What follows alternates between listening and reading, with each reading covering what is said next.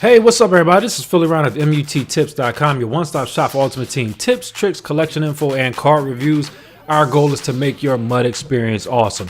It's been a couple days since I sat in front of you guys, but we are back at it. And what I wanted to do is we're going to continue on with this Madden 15, MUT 15 look at each individual team to see what we think they may look like come next season. Guys, please make sure you hit that like button, subscribe to the channel if you haven't already, and leave a comment.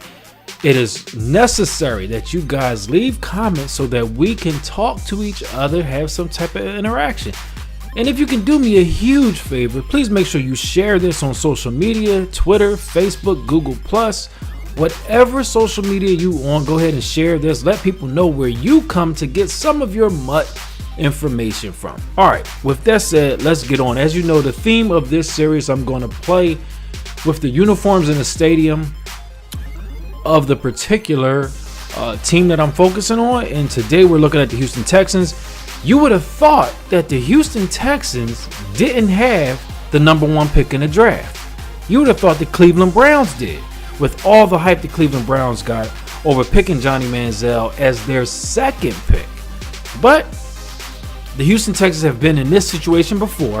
A few years back, 2006, they had the #1 pick in the draft, and they selected Mario Williams over the so popular Reggie Bush out of USC. And if you just take a look over the past few seasons, you can see what player panned out more as a pro. Mario Williams has 3 Pro Bowl appearances. Reggie Bush hasn't made one yet. So that just tells you right there that the Houston Texans have experience making great picks out of the #1 position. So there's a lot of big shoes that may have to be filled with that statement. However, the Houston Texans did go out there and select the #1 overall pick in the draft, Jadeveon Clowney out of South Carolina. And his numbers, his card is pretty good. So he should translate to a pretty good pro. If he can be anything like Mario Williams, that's going to be a huge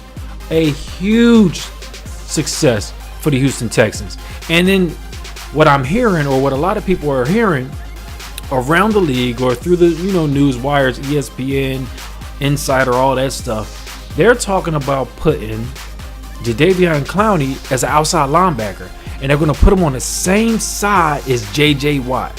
So could you imagine how an offensive blocking scheme is going to have to adjust to having Clowney and JJ Watt on one side?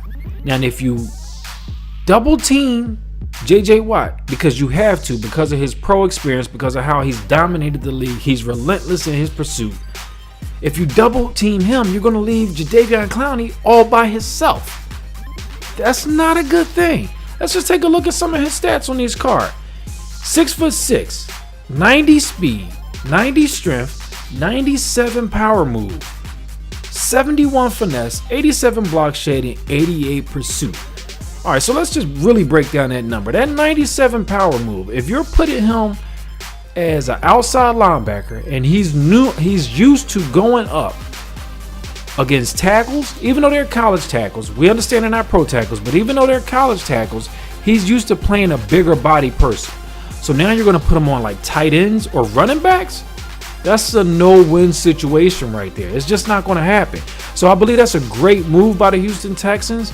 If they're going to put him at that outside linebacker and stack him over top of JJ Watt, it's going to help both of those players out. It's going to also help Jadeveon get more acclimated into the league than just putting him out on an island by himself and forcing him to go and get the quarterback. So you'll make him more of a valuable player by doing that. Let's also talk about another pick that they had. And I know they had selected a quarterback on offense, but they made a great pick on defense.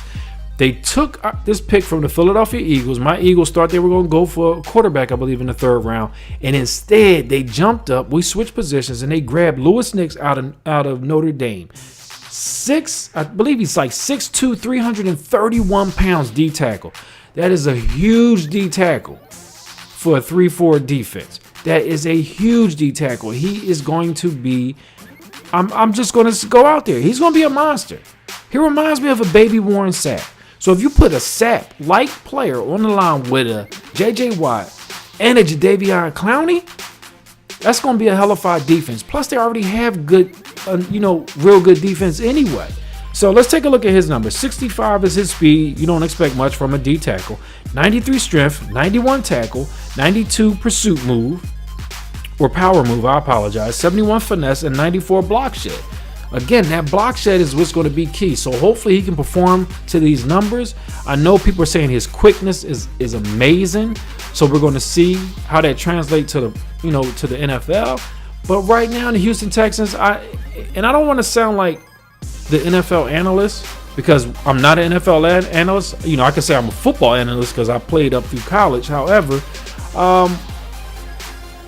who knows what this man is going to translate to, really, to be honest. And all these analysts are out here saying that everybody's having an A or B or B minus in a draft. That can't be possible. But I think the Houston Texans can give themselves a solid B plus in this draft. We'll see how these players pan out, but right now I like those selections. I think they're going to do well. Guys, please make sure you leave a comment underneath. Let me know how you feel they'll do in Madden 15 in the NFL year as well. Let me know what you think, how they'll finish, and I'll talk to you guys on the next video. All right, everybody, this is PhillyRon. Please make sure you like, subscribe, and leave a comment, and also share on social media. Peace.